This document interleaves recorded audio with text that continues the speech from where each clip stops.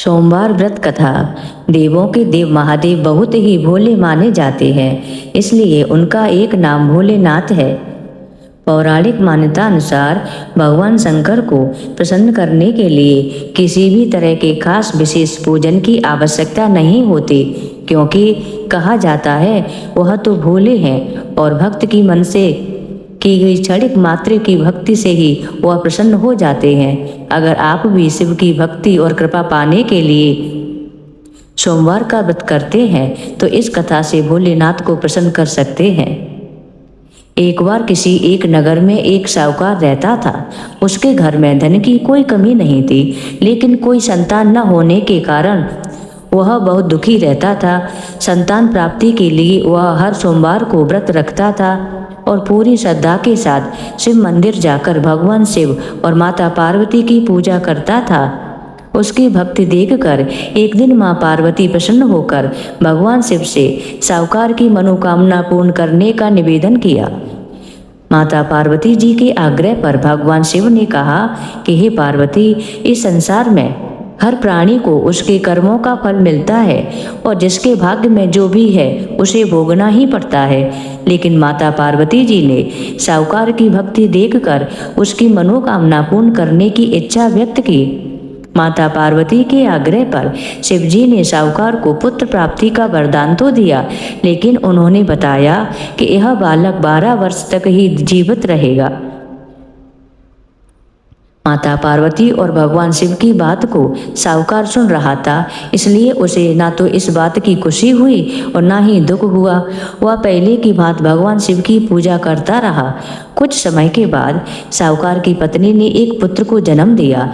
जब पुत्र 11 वर्ष का हुआ तो उसे पढ़ने के लिए काशी भेज दिया गया। साहूकार ने पुत्र के मामा को बुलाकर उसे बहुत सारा धन देते हुए कहा कि तुम इस बालक को काशी विद्या प्राप्ति के लिए ले जाओ।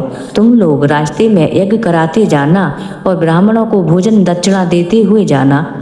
दोनों मामा भांजे इसी तरह यज्ञ कराते हुए और ब्राह्मणों को दान दक्षिणा देते हुए काशी नगरी निकल पड़े। इस दौरान रात में एक नगर पड़ा जहाँ नगर के राजा की कन्या का विवाह था, लेकिन जिस राजकुमार से उसका विवाह होने वाला था वह एक आंख से काना था। राजकुमार के पिता ने अपने पुत्र के काना होने की बात को छुपाने के लिए सोचा क्यों ना उसने साहूकार के पुत्र को दूल्हा बनाकर राजकुमारी से विवाह करा दूं। विवाह के बाद इसको धन देकर विदा कर दूंगा और राजकुमारी को अपने नगर ले जाऊंगा। लड़के को दूल्हे के वस्त्र पहनाकर राजकुमारी से विवाह करा दिया गया। साहूकार का पुत्र ईमानदार था, उसे यह बात सही नहीं लगी, इसलिए उसने अवसर पाकर राजकुमारी के दुपट्टे पर लिखा कि तुम्हारा विवाह तो मेरे साथ हुआ है, लेकिन जिस राजकुमार के संग तुम्हें भेजा जाएगा वह एक आंख से काना है। मैं तो काशी पढ़ने जा रहा हूँ। जब राजकुमारी ने चुन्नी पर लिखी बातें पढ़ी तो उसने अपने माता पिता को यह बात बताई। राजा ने अपनी पुत्री को विदा नहीं किया, फिर बारात वापस चली गई। दूसरी ओर साहूकार का लड़का और उसका मामा काशी पहुंचे और वहां जाकर उन्होंने यज्ञ किया।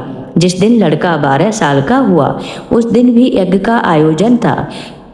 लड़के ने अपने मामा से कहा कि मेरी तबीयत कुछ ठीक नहीं है। मामा ने कहा कि तुम अंदर जाकर आराम कर लो। शिवजी के वरदान अनुसार कुछ ही देर में उस बालक के प्राण निकल गए।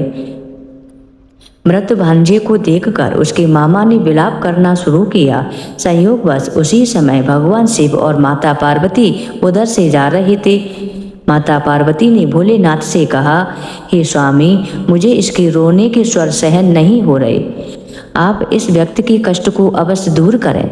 भगवान शिव मृत बालक के पास गए तो वह बोले कि यह उसी साहूकार का पुत्र है जिसे मैंने 12 वर्ष की आयु का वरदान दिया था। अब इसकी आयु पूरी हो चुकी है।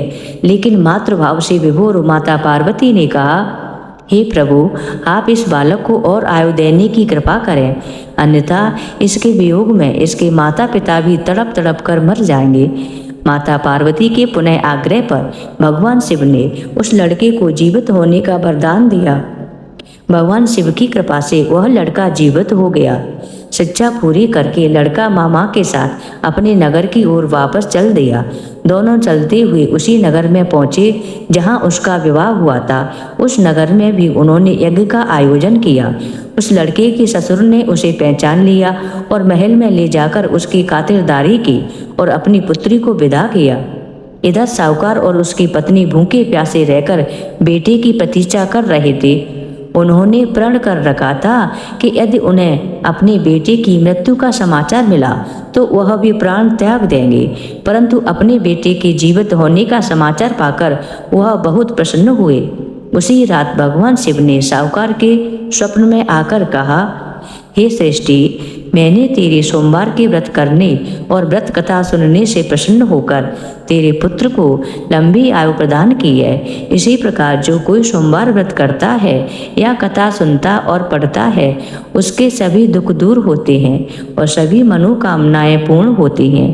बोलिए करुणा निधान शिव शंकर भगवान की जय। जगत जननी माँ पार्वती की जय। ओम उमा महेश्वराय नमः। ओम पार्वती देव्ये नमः।